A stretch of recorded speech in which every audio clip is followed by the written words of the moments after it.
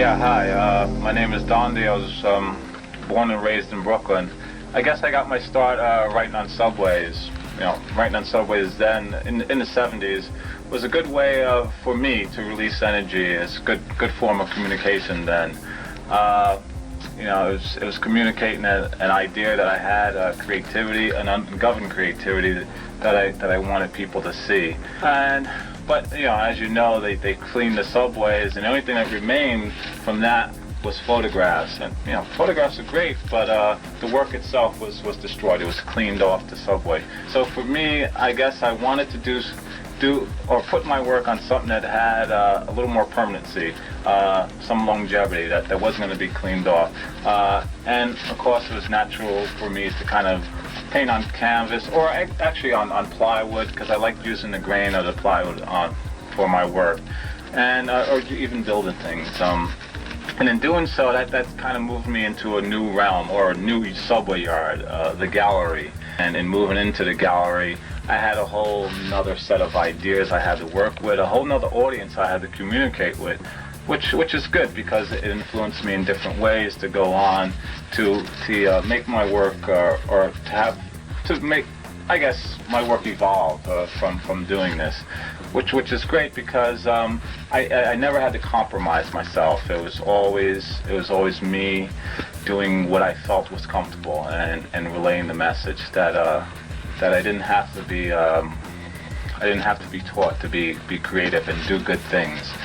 So I guess what I'm saying is that I'm here and I want to be heard. I come from the streets. I painted on subways, and I feel my work is important. I want people to see it. I want to influence others.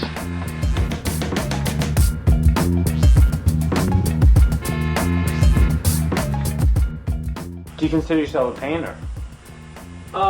Yeah. Do you paint? Do you find painting like? What did you just say? I'm not painting very much these days, but I do consider myself a painter because all the drawings I do, what I'm mainly working on now, are kind of working ideas for paintings. Okay. And what kind of emotion surrounds painting? Is painting like cathartic? Do you get things out? Is painting scary? Is it difficult? Is it problematic, or is it easy? I mean, no, it's totally easy. Mm-hmm. Because now my new structure is like that.